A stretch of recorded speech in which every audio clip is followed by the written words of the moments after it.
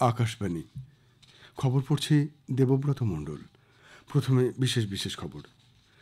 Operation সিন্দুরের প্রেক্ষিতে পাকিস্তানের মদতপুষ্ট সন্ত্রাসবাদের বিষয়ে ভারতের অবস্থান স্পষ্ট করতে সরকার বেশ কয়েকটি দেশে বিভিন্ন দলের প্রতিনিধি পাঠাবে। প্রতিরক্ষামন্ত্রী রাজনাথ সিং বলেছেন, সন্ত্রাসবাদের বিরুদ্ধে ভারতের লড়াই এখন কেবলমাত্র নিরাপত্তার বিষয় নয়, তা এখন জাতীয় প্রতিরক্ষা নীতির অন্যতম অঙ্গ হয়ে উঠেছে। চলতি আর্থিক বছরে ভারতের অর্থনীতির বিকাশ হার 6.3% বৃদ্ধি পাবে বলে রাষ্ট্রসংঘের রিপোর্টে প্রকাশ। দেশে আধার ভিত্তিক লেনদেনের সংখ্যা 150 বিলিয়নের মাইলফলক অতিক্রম করেছে। আর প্রজ্ঞানন্দা সুপারবেট চেস ক্লাসিক খেতাব জিতেছেন। ভারতের নীরজ চোপড়া কাতারের দোহায় ডায়মন্ড লিগ ম্যাচে দ্বিতীয় স্থান দখল করেছেন। আসছি বিস্তারিত খবরে। অপারেশন সিন্দুরের প্রেক্ষিতে পাকিস্তানের মদতপুষ্ট সন্ত্রাসবাদের বিষয়ে ভারতের অবস্থান স্পষ্ট করতে সরকার বেশ কয়েকটি দেশে বিভিন্ন দলের প্রতিনিধিদের পাঠানোর সিদ্ধান্ত নিয়েছে। প্রতিটি দলে সরকার ও বিরোধী পক্ষের সাংসদরা থাকবেন বলে সূত্রের খবর। প্রবীণ কংগ্রেস নেতা জয়রাম রমেশ গতকাল নতুন দিল্লিতে সাংবাদিকদের বলেন, সংসদ বিষয়ক মন্ত্রী কিরেন রিজিজু এই নিয়ে কংগ্রেস সভাপতি মল্লিকার্জুন খাড়গের সঙ্গে কথা বলেছেন। আগামী সপ্তাহে এই প্রতিনিধি দল পাঠানোর কাজ শুরু হবে বলে মনে করা হচ্ছে। এর উদ্দেশ্য হল পাক মদতপুষ্ট সন্ত্রাসবাদ এবং এ সম্পর্কে ভারতের অবস্থানের বিষয়ে গোটা বিশ্বকে অবহিত করা। প্রতিরক্ষামন্ত্রী রাজনাথ সিং বলেছেন, সন্ত্রাসবাদের বিরুদ্ধে ভারতের লড়াই এখন কেবলমাত্র নিরাপত্তার বিষয় নয়, তা এখন জাতীয় প্রতিরক্ষা নীতির অন্যতম অঙ্গ হয়ে উঠেছে। গুজরাটের ভুজ বিমান ঘাঁটিতে তিনি গতকাল বলেন, বর্তমান যুদ্ধবিরতির অর্থ হল ভারত তার আচরণের ভিত্তিতে পাকিস্তানের গতিবিধির ওপর কড়া নজর রাখছে। তিনি স্পষ্ট করে জানান, অপারেশন সিন্দুর এখনও শেষ হয়নি। বাহিনীর সদস্যদের উদ্দেশ্যে মন্ত্রী জোর দিয়ে বলেন, ভারত এই ছায়াযুদ্ধকে সমূলে বিনাশ করবে।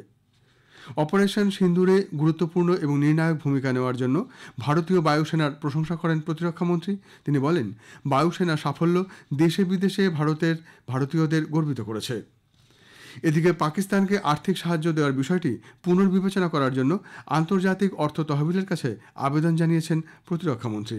তিনি বলেন, এই আর্থিক অনুদানের একটা বড় অংশ পাকিস্তান সন্ত্রাসজনিত পরিকাঠামো গড়ে তুলতে খরচ করবে। বর্তমান সময়ে পাকিস্তানকে যে কোনো আর্থিক সহায়তা করা সন্ত্রাসবাদে অর্থ জোগানোর থেকে কোনো অংশে কম নয় বলেও মন্তব্য করেন তিনি। অপারেশন সিন্দুর নিয়ে দেশের সেনাবাহিনীকে অভিনন্দন জানিয়েছেন আন্তর্জাতিক খ্যাতিসম্পন্ন দাবা খেলোয়াড় গ্র্যান্ডমাস্টার দিব্যেন্দু দারোয়া। আকাশবাণীকে তিনি বলেন, এই সময় দেশে সকলকে ঐক্যবদ্ধ থাকতে হবে। চলতি আর্থিক বছরে দেশের অর্থনীতির বিকাশ হার 6.3% বৃদ্ধি পাবে, যা চীন, মার্কিন যুক্তরাষ্ট্র এবং ইউরোপীয় ইউনিয়নের তুলনায় অনেকটাই বেশি। রাষ্ট্রসংঘের একটি রিপোর্টে বলা হয়েছে, ভারতের আর্থিক বৃদ্ধির পেছনে রয়েছে গৃহস্থালী সংক্রান্ত ব্যয়, সরকারি বিনিয়োগ এবং ক্রমবর্ধমান পরিষেবা রপ্তানি। বিশ্ব অর্থনীতি খুব অনিশ্চিত থাকলেও ভারত এখনও উজ্জ্বল। রাষ্ট্রসংঘ বলেছে যে ভারত এবছর বিশ্বের সবচেয়ে দ্রুত আর্থিক বৃদ্ধির দেশ হবে। যদিও বৃদ্ধির পরিসংখ্যানটি জানুয়ারির 6.6% থেকে কিছুটা সংশোধিত হয়েছে, ভারত এখনও চীন, মার্কিন যুক্তরাষ্ট্র এবং ইউরোপীয় ইউনিয়নের মতো অন্যান্য বৃহৎ অর্থনীতির তুলনায় এগিয়ে রয়েছে। আগামী বছর ভারতের অর্থনীতি 6.4% বৃদ্ধি পেতে পারে, যদিও এটি আগের প্রত্যাশাগুলির তুলনায় একটু কম। রাষ্ট্রসংঘ বলেছে, বিশ্ব অর্থনীতি একটি ঝুঁকিপূর্ণ অবস্থানে রয়েছে, যা বাণিজ্যিক উত্তেজনা এবং নীতিগত অনিশ্চয়তার দিকে ইঙ্গিত করে।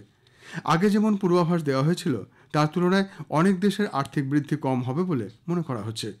চীনের আর্থিক বৃদ্ধির হার 4.6%, মার্কিন যুক্তরাষ্ট্রের 1.6%, জাপানের 0.7% এবং ইউরোপীয় ইউনিয়নের মাত্র 1% বৃদ্ধির ভবিষ্যৎবাণী করা হয়েছে। প্রতিবেদনে ভারতের মুদ্রাস্ফীতি এবং কর্মসংস্থানের ওপর কিছু ভালো খবরও দেওয়া হয়েছে। মুদ্রাস্ফীতি 2024 সালে 4.9% থেকে 2025 সালে 4.3% নেমে আসার সম্ভাবনা রয়েছে। দেশে বিদেশি মুদ্রার ভাণ্ডার 9 মে শেষ হওয়া সপ্তাহে $4.55 বিলিয়ন থেকে বেড়ে $690.6 বিলিয়ন পৌঁছেছে।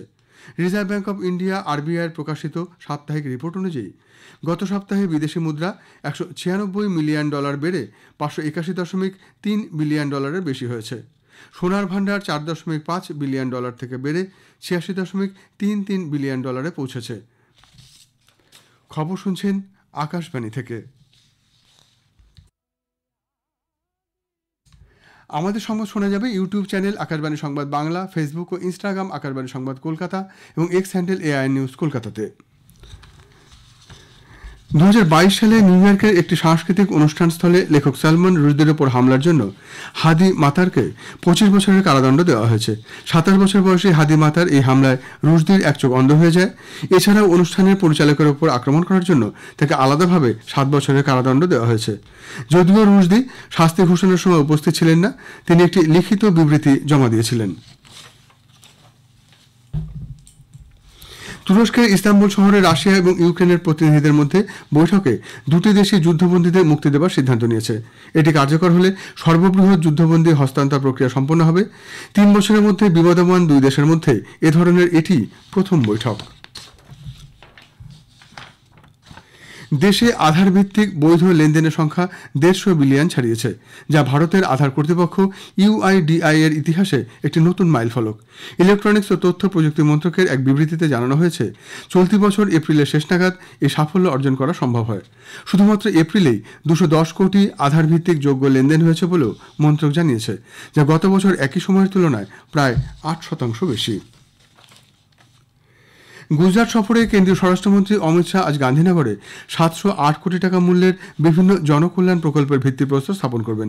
এর মধ্যে আছে গান্ধীনগর পুর নিগম, গান্ধীনগর উন্নয়ন কর্তৃপক্ষ এবং গান্ধীনগর জেলা প্রশাসনের বিভিন্ন প্রকল্প। আগামীকাল তিনি আহমেদাবাদ ও মাহেসানায় বিভিন্ন অনুষ্ঠানে যোগ দেবেন।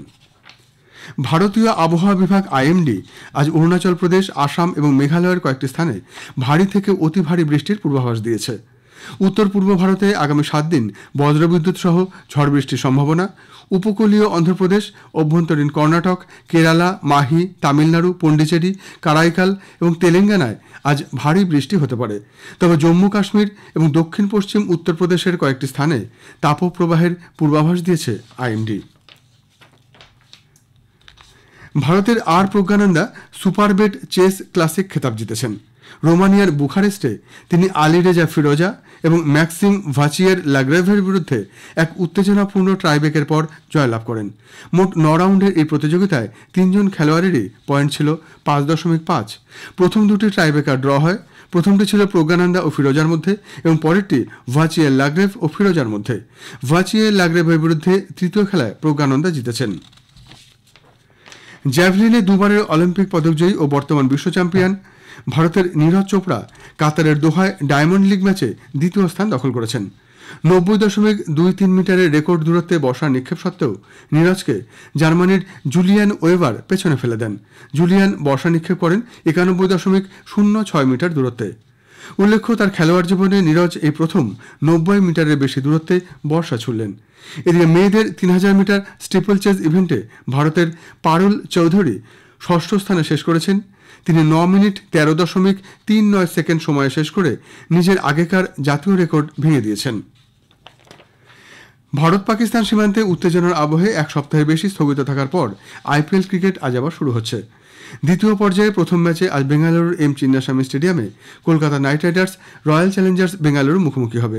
খেলা শুরু হবে সন্ধে 7:30টায়।